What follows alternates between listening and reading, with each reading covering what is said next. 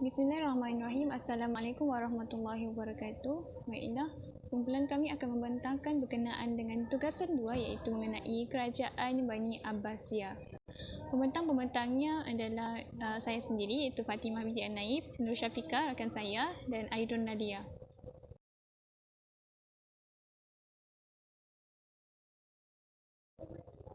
Baiklah, antara isi kandungan yang kami akan bentangkan adalah pertama mengenai pengenalan dan latar belakang sistem pemerintahan Abbasiyah, dan yang ketiga adalah kerajaan-kerajaan kecil di bawah pemerintahan Abbasiyah yang terdiri daripada 3 kerajaan, dan yang keempat adalah mengenai era kegemilangan pemerintahan kerajaan Abbasiyah, dan yang kelima adalah mengenai tokoh-tokoh dan sumbangannya, dan yang keenam adalah mengenai era kemerosotan dan kejatuhan kerajaan Abbasiyah, dan yang ketujuh adalah bukti kami berinteraksi dengan rakan pembelajaran luar iaitu seorang pelajar UMS yang mengambil jurusan sejarah, dan yang seterusnya adalah rumusan, rujukan dan lampiran.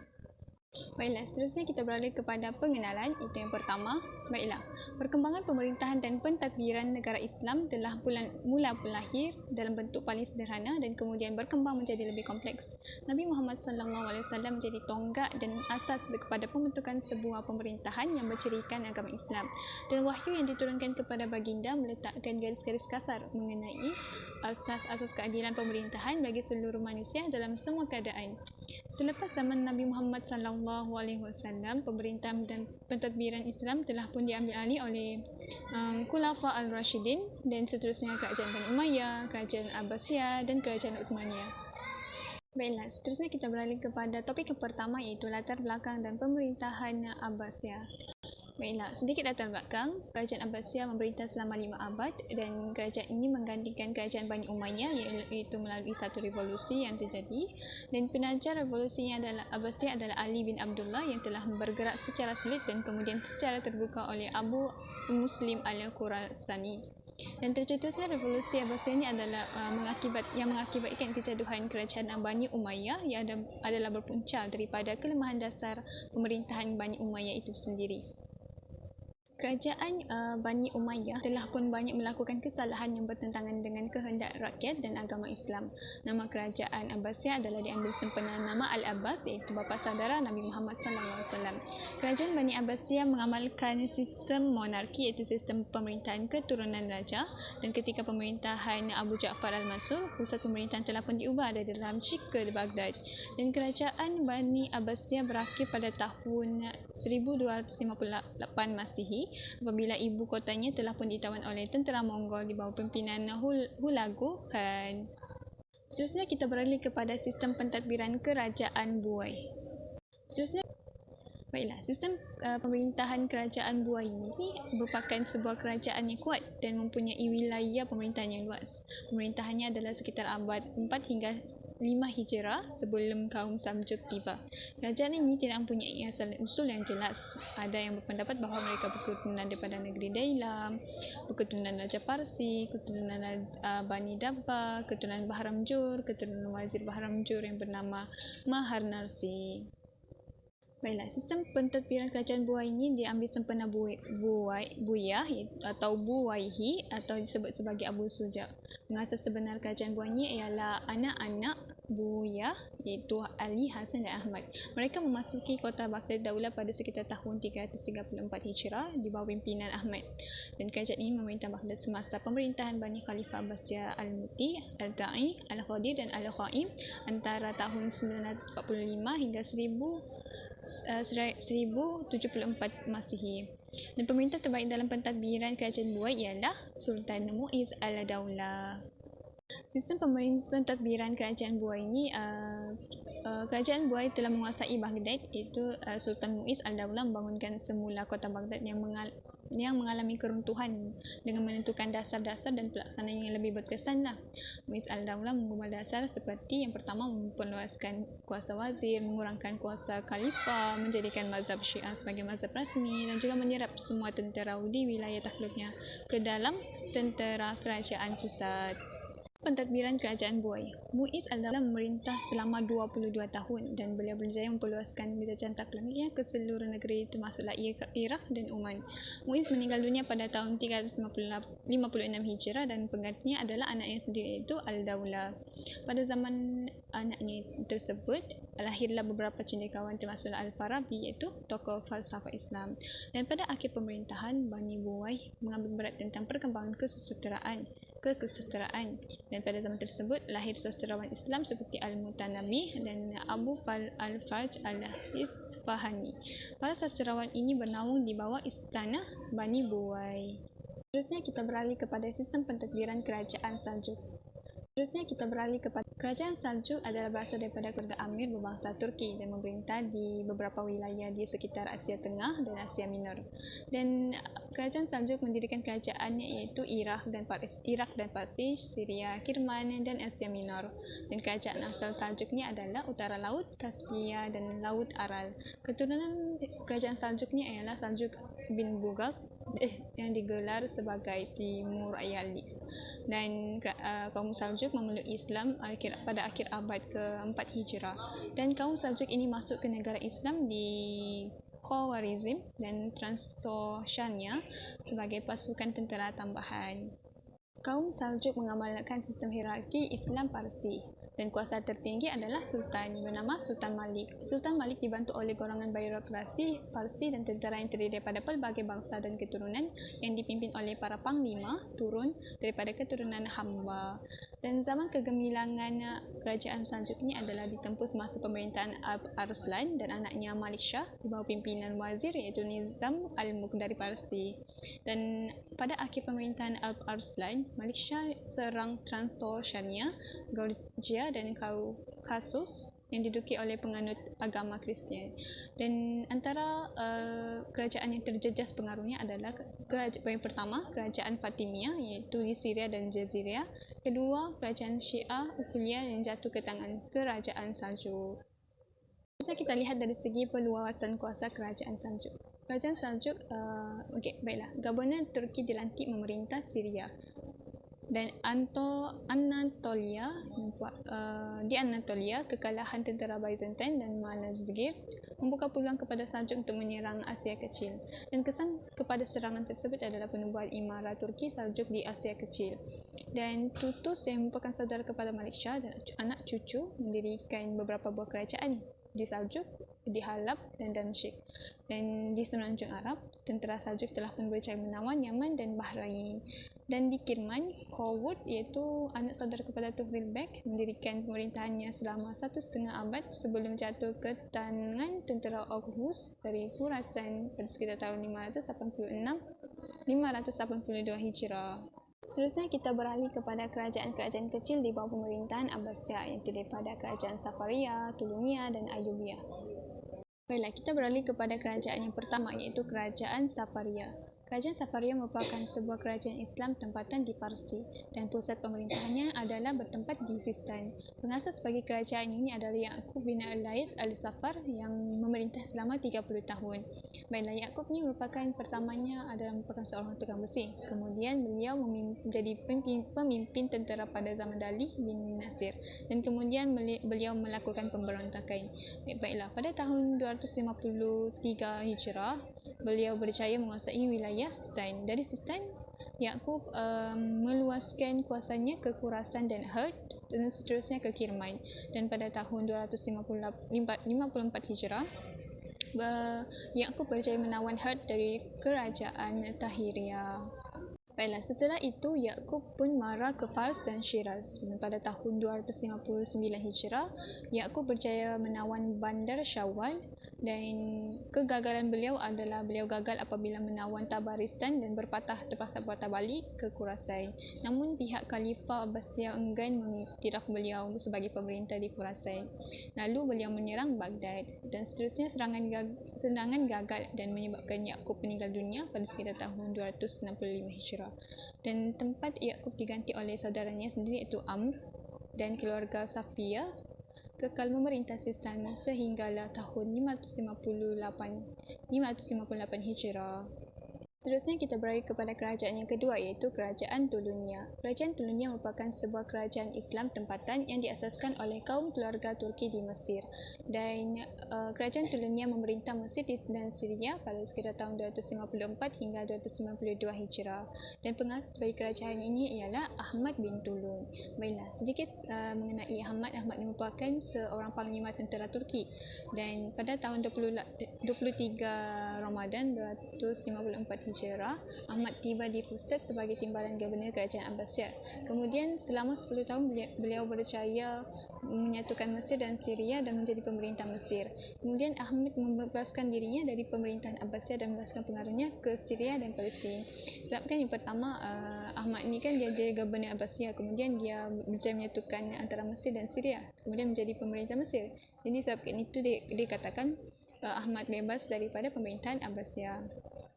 Dan seterusnya pada tahun 270 Hijrah, Ahmad telah pun meninggal dunia dan digantikan oleh Kumarawai, iaitu anaknya sendiri yang memerintah selama 12 tahun. Dan zaman pemerintahan anaknya ini, Khalifah Al-Mu'tadid Al-Abbasi menganugerahkan kuasa kepada kerajaan Tulunya, iaitu kawasan Mesir, Syria dan Jaziriyah selama 30 tahun. Tapi dengan syarat mereka perlu membayar ufti sebanyak 300,000 dinar.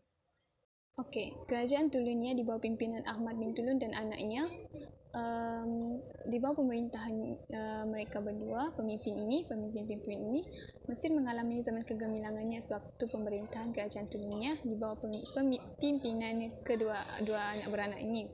Dan pemimpin yang Ahmad bin Tulun dan anaknya merupakan pemimpin yang berkebolehan dan menabur banyak jasa kepada rakyat Mesir. Dan Ahmad berjaya mewujudkan tentera laut yang kuat dan berfungsi dalam mengawal kawasan pantai Syria dan Mesir. Dan Ahmad dianggap sebagai bapa pembangunan kerana beliau banyak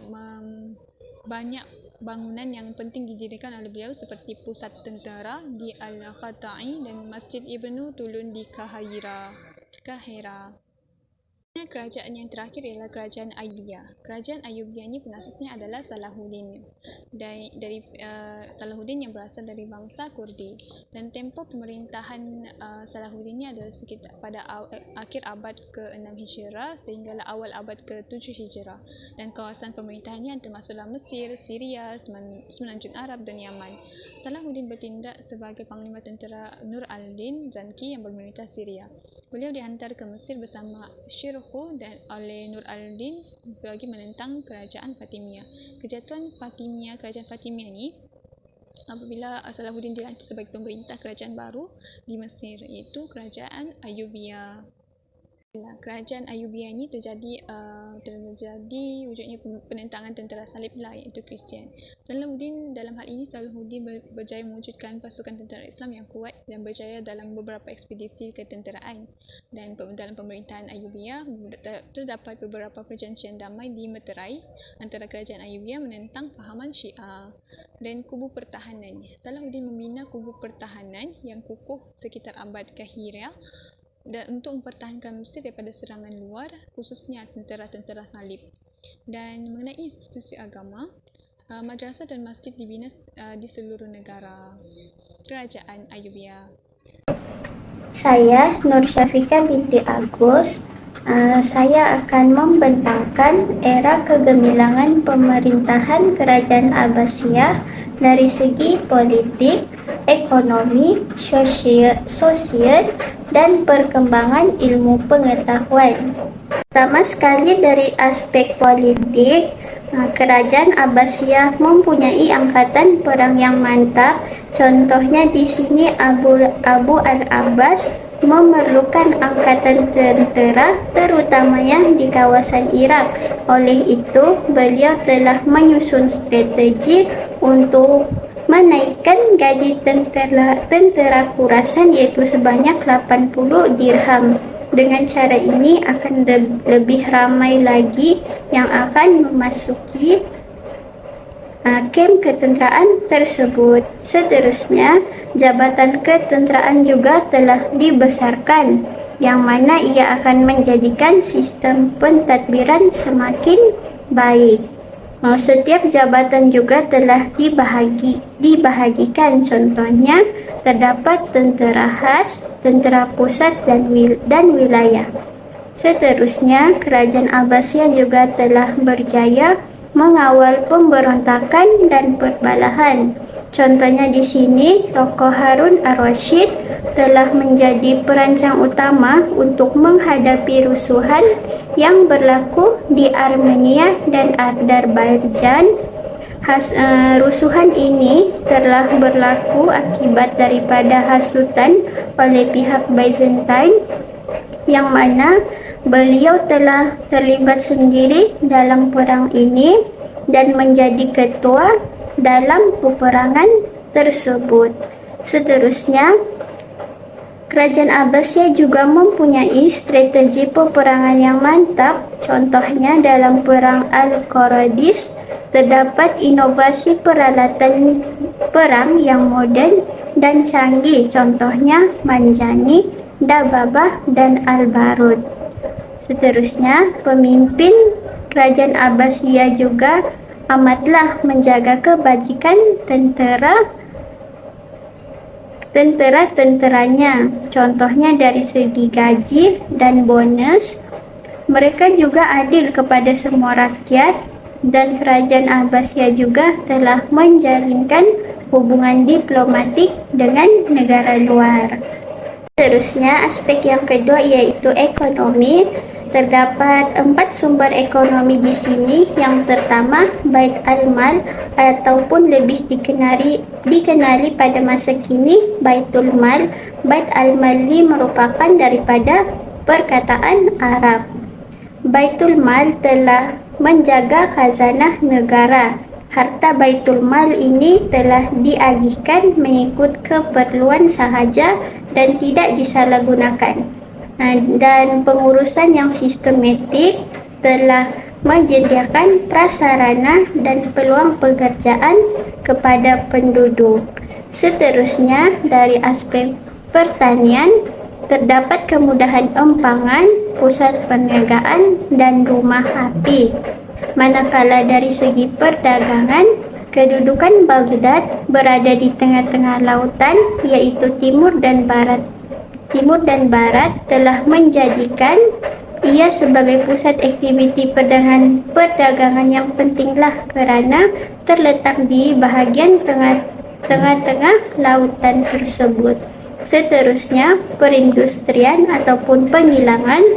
Hampir keseluruhan negeri mempunyai perindustrian yang besar. Contohnya di sini, Mosul, Syria mempunyai perindustrian kapas dan kain, manakala Baghdad mempunyai perindustrian kaca, perhiasan, barangan, tembikat, dan sutera. Manakala Morocco mempunyai barangan kulit.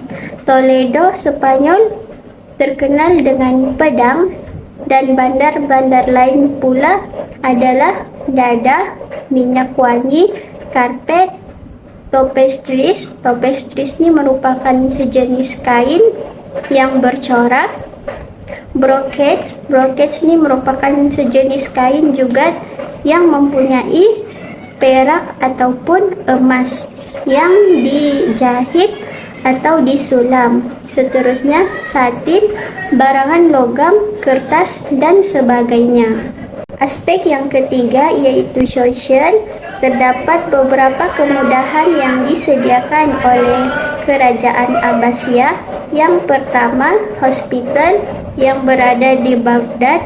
Hospital ini juga mempunyai taman tumbuhan ubatan untuk kemudahan hospital tersebut. Terdapat juga sekolah perubatan yang ada pada hospital besar. Seterusnya, pembinaan bandar pada ketika ini yaitu Khalifah Al-Mansur. Antara bandar-bandar tersebut adalah Qairawan, Tunis, Samara, Malatya, dan sebagainya. Manakala dari segi kebudayaan, kegiatan seni yang ada pada ketika ini ialah puisi, binaan, dan ukiran. manakala terdapat juga perkahwinan campur, contohnya cantuman kebudayaan Parsi, Hindu, Arab, dan Greek. Seterusnya, Kerajaan Abbasiyah juga telah menghapuskan amalan perhambaan dan penindasan. Contohnya, orang bukan Islam di sini, orang Parsi, diberi peluang untuk memegang jawatan utama dalam pentadbiran negara. Contohnya, Perdana Menteri. Maksudnya di sini tidak berlaku penindasan kepada orang yang bukan Muslim. Seterusnya, kebebasan beragama. Kebebasan beragama ini telah melahirkan suasana yang harmoni antara rakyat ketika kerajaan Abbasiyah tersebut. Seterusnya, peruntukan khas. Ulama yang menjalankan aktiviti dakwah akan diberi peruntukan khas untuk menjalankan aktiviti-aktiviti dakwah tersebut. Seterusnya, golongan yang mempunyai semangat jihad yang tinggi. Terdapat ramai golongan yang sangat menguasai ilmu pada ketika itu, dan terdapat institut pendidikan, yaitu pusat pengajian ilmu dan penyebaran dakwah. Akhir sekali, aspek yang keempat yaitu perkembangan ilmu pengetahuan pada zaman pemerintahan Khalifah Harun ar-Rasyid pada tahun 786 hingga 809 Masehi dan penggantinya Al-Ma'mun yaitu pada 813 hingga 833 Masehi, menandakan bermulanya zaman perkembangan ilmu pengetahuan pada ketika itu. Banyak golongan pemikir yang lahir semasa zaman ini. Ramai di antara mereka ialah bukan Islam dan bukan Arab Muslim. Mereka telah memainkan peranan yang penting dalam menerjemahkan dan mengembangkan karya Greek serta Hindu dan ilmu zaman pra-Islam kepada masyarakat Kristen Eropa. Seterusnya, lahir seorang ahli falsafah Greek yaitu Aristoteles di Eropa.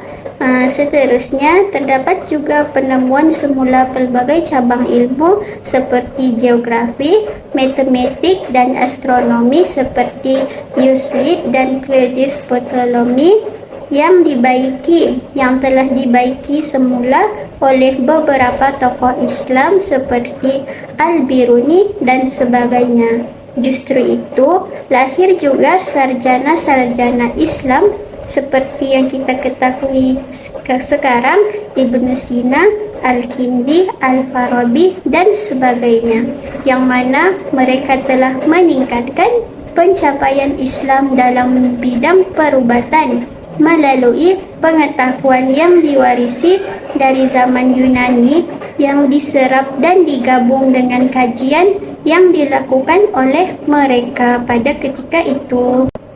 Malahan, terdapat juga pakar sains Islam yang lain yang telah mengetahui tentang kebaikan penyucian ataupun cauterization dan agen jangkitan septik.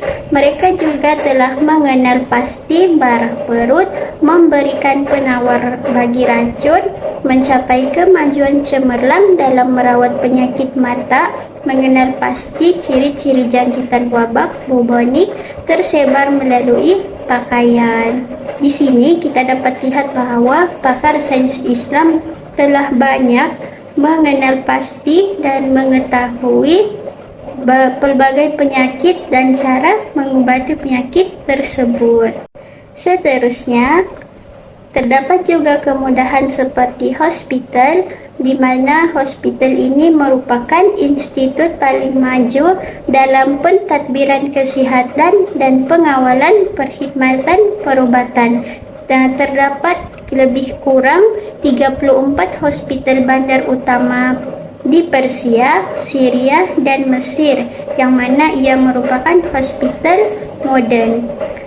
Di hospital ini juga turut mempunyai ward menurut jenis penyakit, dispensary, dan perpustakaan. Jadi kita lihat di sini hospital ini mempunyai berbagai kemudahan untuk para dokter, dan pesakit.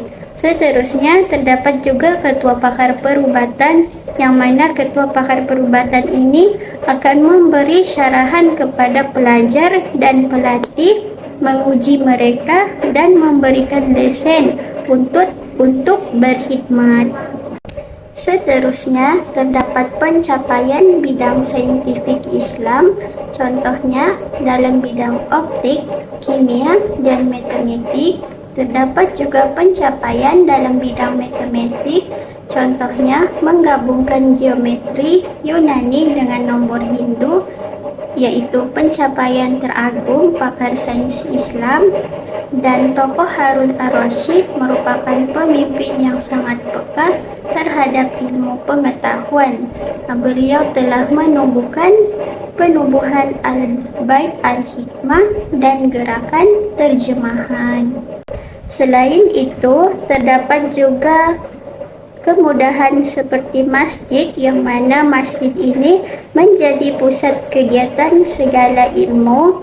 Seterusnya, kota Baghdad juga merupakan pusat ilmu, yang mana ramai cendekiawan datang bernaung di istana tersebut. Seterusnya, terdapat juga ulama yang terkenal seperti Qadi Abu Yusuf, Yahya, dan Al-Fadi. Seterusnya, terdapat juga para sastrawan dan ahli bahasa seperti Abu Ata'iyah Al-Asmail Khalil, yaitu ahli filologi, Ibrahim, dan Al-Nasa. Saya Aida Nadia Putilairi akan membentangkan perkenaan tokoh dan sumbangan. Dalam pembentangan ini saya akan membentangkan 5 tokoh. Kita masuk kepada tokoh yang pertama. Nama sebenar beliau ialah Abu Abbas Abdullah bin Muhammad bin Ali bin Abdullah bin Al-Abbas bin Abdul Muttalib bin Hashim. Beliau telah dilantik menjadi khalifah pada 3 Rabiul Awal tahun 132 Hijrah. Beliau digelar sebagai As-Safa, yang bermaksud mengalir darah.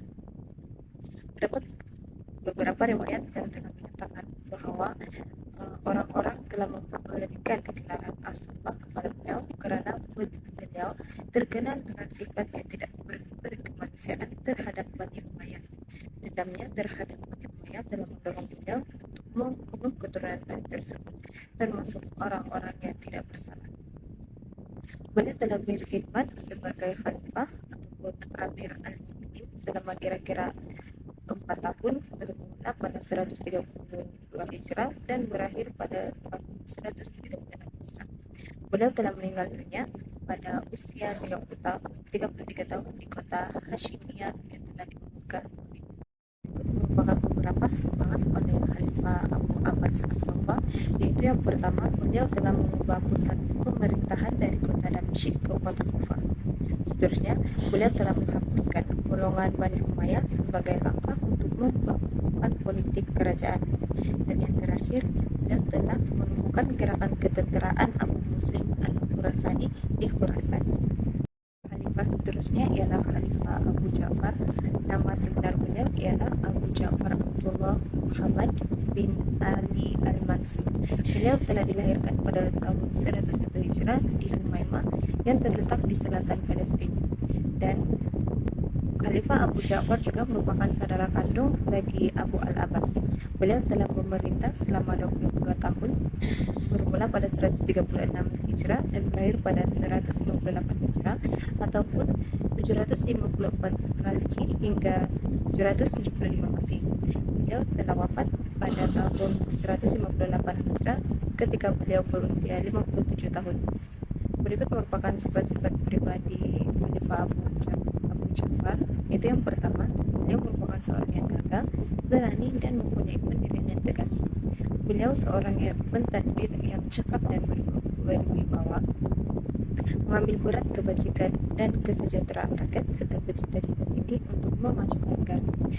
Khalifah Abu Ja'far dikenali sebagai bapak pembangunan negara pada zamannya. Berikutan beliau membangun negara dengan pusat. Salah satunya ialah beliau telah memperkenalkan mata wang baru yang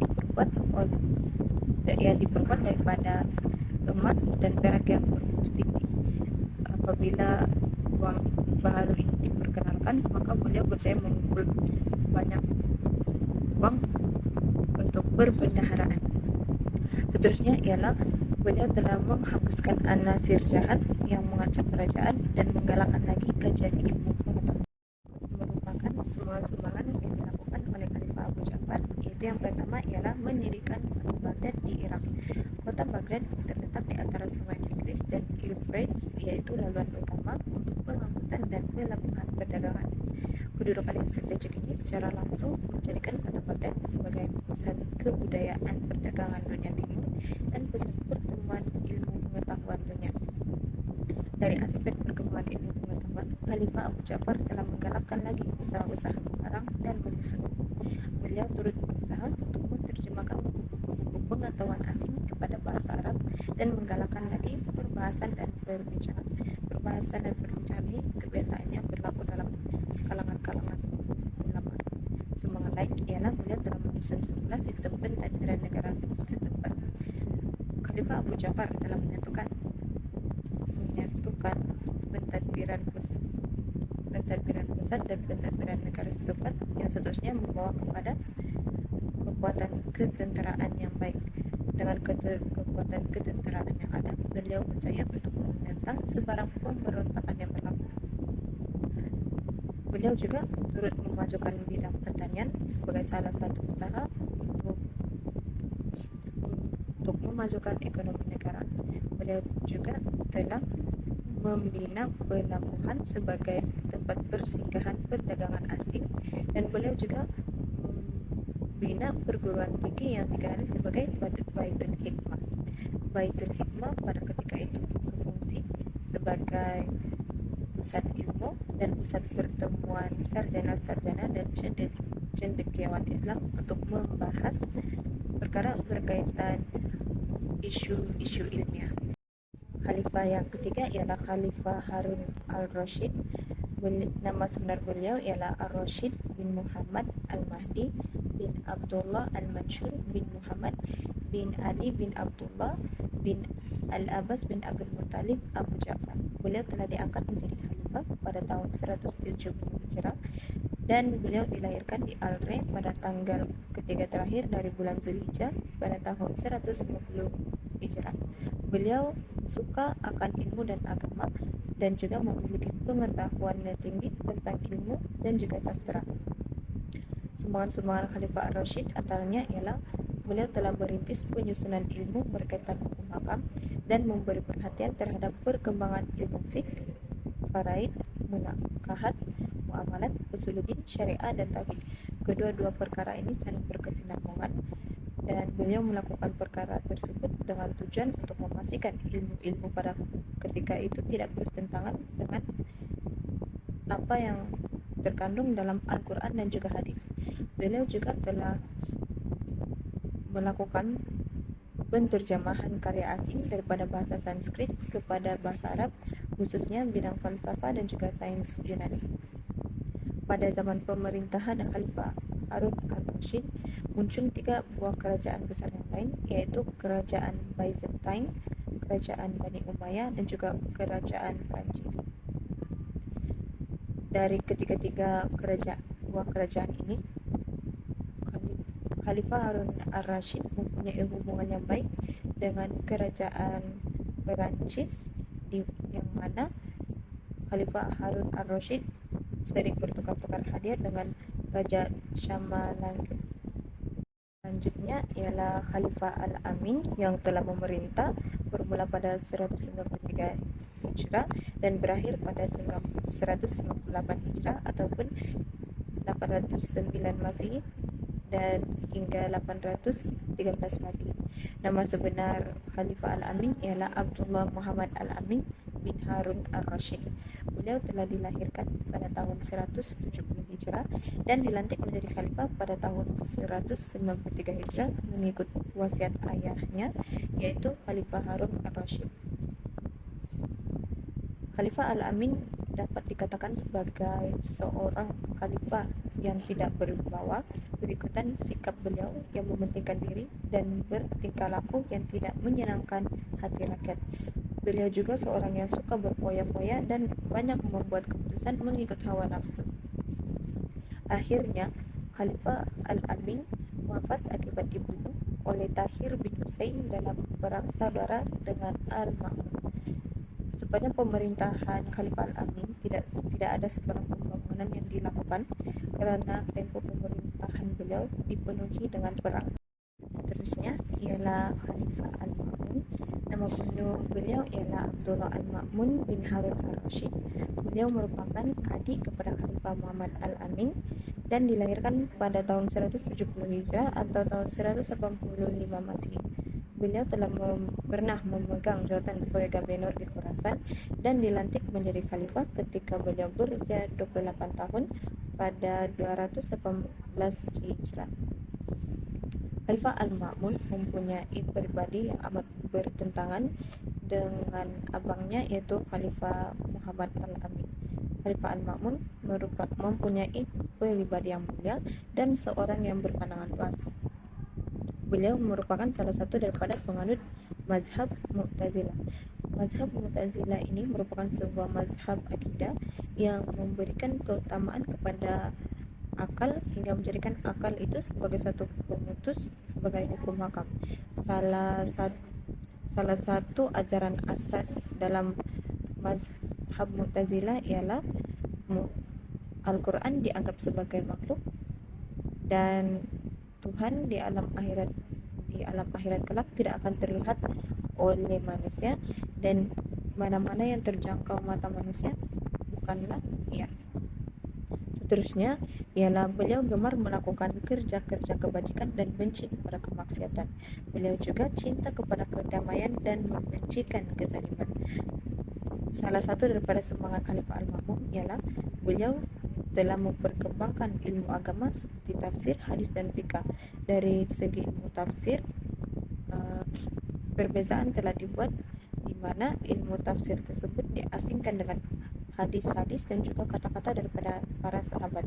Kegiatan penulisan dan penyusunan hadis juga berlaku pesat semasa zaman pemerintahan Khalifah Al-Ma'mun, dan pada ketika itu muncul satu ilmu yang mana ilmu tersebut dapat membantu masyarakat pada ketika itu untuk membezakan hadis palsu dan juga hadis sahih. Selain itu, kegiatan menterjemah ilmu juga diperluas, dan pada ketika itu muncullah satu tokoh yang mengkaji berkaitan dengan falsafah Yunani, terutamanya Aristoteles, dan tokoh tersebut telah berjaya untuk mengemukakan teori falsafah yang baru yang selari dengan ajaran Islam.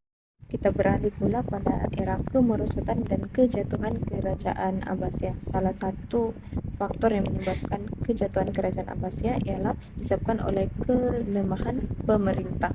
Semasa pemerintahan Khalifah Al-Watiq, beliau tidak melakukan sebarang pembaruan dan banyak bergantung kepada pegawai-pegawai Turki dalam menjalankan polisi pemerintahan. Setelah kewafatan Al-Watiq, Al-Mutawakkil telah dipilih dalam mesyuarat bersama pegawai-pegawai tinggi kerajaan, dan beliau telah dipilih, Al-Mutawakkil telah dipilih untuk menggantikan Khalifah Al-Watiq. Semasa pemerintahan Khalifah Al-Mutawakkil berusaha untuk mengembalikan semula kuasa Khalifah agar bebas daripada sebaran campur tangan pegawai Parsi dan Turki. Tetapi malangnya pengaruh pegawai-pegawai tersebut sudah terlalu kuat pada ketika itu. Faktor seterusnya ialah perpecahan wilayah-wilayah di bawah kekuasaan kerajaan Abbasiyah. Kuasa Khalifah pada kurun ke-9 Masehi semakin terhad. Hal ini disebabkan oleh jawatan-jawatan penting seperti Perdana Menteri, pegawai perang, dan juga gubernur telah dipegang oleh pegawai-pegawai Parsi dan Turki. Perkara ini juga telah membawa kepada pembentukan kerajaan sendiri, sehingga muncullah kerajaan-kerajaan kecil seperti Kerajaan Al-Tahiriyah, Kerajaan Al-Buihiyah, Kerajaan Al-Tuluniyah, dan juga Kerajaan Al-Sajukiyah. Perpecahan ini telah melemahkan kekuasaan dan kedaulatan kerajaan Abbasiyah. Faktor seterusnya ialah perebutan kuasa. berlaku perbalahan antara Al-Muntasir dan Al-Mu'taz berikutan. Al-Muntasir sebagai anak sulung merasa diketepikan dalam pemilihan putra mahkota. Pada akhirnya, Al-Muntasir berjaya merampas kuasa ayahandanya pada tahun 247 Hijrah ataupun pada tahun 861 Hijrah yang membawa kepada perebutan jawatan khalifah. Perebutan jawatan ini telah menyebabkan berlaku ketidakstabilan politik dalam kerajaan Abbasiyah yang akhirnya membawa kepada kemerosotan kerajaan tersebut. Faktor seterusnya ialah masalah ekonomi. Kerajaan Abbasiyah telah mengalami masalah ekonomi pada penggal yang ketiga. Terdapat banyak kerusuhan dan pemberontakan yang berlaku sehingga menjejaskan aktiviti ekonomi kerajaan Abbasiyah. Kerusuhan dan pemberontakan ini telah menyebabkan pedagang luar merasa takut untuk berdagang di Baghdad. Pada akhirnya, Baitul Mal berkurangan dan keperluan kerajaan pada ketika itu tidak dapat ditampung. Faktor lain ialah serangan daripada pihak luar. Pihak utara yaitu orang Georgia dan Armenia menyerang Azerbaijan dan kawasan sekitarnya sehingga banyak umat Islam yang terbunuh dan harta benda telah dirampas. Dari sebelah barat pula, kerajaan Abbasiyah berhadapan dengan ancaman daripada tentera salib yang membawa kepada pengusiran umat Islam daripada Andalus. Serangan daripada pihak utara dan pihak barat ini membuka peluang kepada pihak Mongol untuk menawan kota Baghdad pada tahun 656 Hijrah ataupun pada tahun 1258 Masehi. Pihak Mongol pada ketika itu telah membakar banyak khazanah-khazanah yang telah diciptakan oleh sarjana Islam. Baiklah, selesai sudah pembentangan kami dan ini merupakan rakan bukti kami ada melakukan interaksi dengan rakan pelajar luar iaitu UMS yang merupakan saudari bernama Saudari Nur Anis Aswirah binti Sabilin dan kemudian kami telah melakukan interaksi bersama Saudari Nur Anis yang mengambil jurusan sejarah di Universiti Malaysia Sabah iaitu UMS. Perbincangan dan perkongsian kami adalah mengenai sejarah pembentukan kerajaan Bani Abbasiyah iaitu mengenai tugasan inilah yang kami bentangkan dan sumbangan kerajaan Bani Abbasiyah dalam pelbagai aspek seperti politik, ekonomi, sosial dan perkembangan ilmu pengetahuan. Dan perbincangan kami adalah melalui aplikasi Google Meet yang telah kami masukkan dalam link YouTube untuk memudahkan para pensyarah dan rakan-rakan untuk melihatlah perbincangan kami. Baiklah, kesimpulannya, kerajaan Bani Abbasiyah merupakan sebuah negara Islam yang telah memerintah selama 5 abad dan pemerintah mereka adalah berdasarkan sistem birokrasi yang teratur dan diketuai oleh seorang khalifah yang merupakan ketua negara. Khalifah ini merupakan seorang pemimpin yang dianggap pengganti setelah Nabi Muhammad SAW wafat dan pemerintahan kerajaan Bani Abbasiyah adalah mencerminkan kejayaan dalam mewujudkan sistem pentadbiran yang cekap, menyokong perkembangan ilmu pengetahuan dan kebudayaan serta menggalakkan toleransi beragama. Walaupun berlaku kemerosotan pada akhir pemerintahan kerajaan Abbasiyah, namun warisan kerajaan ini dan budaya mereka tetap menjadi bahagian yang penting dalam sejarah tamadun Islam. Berikut merupakan rujukan yang kami telah rujuk dalam kami mencari maklumat pembentangan. Itu ada 6 rujukan. Pertama, rujukan kami rujuk melalui 2 buah buku dan 4 melalui internet.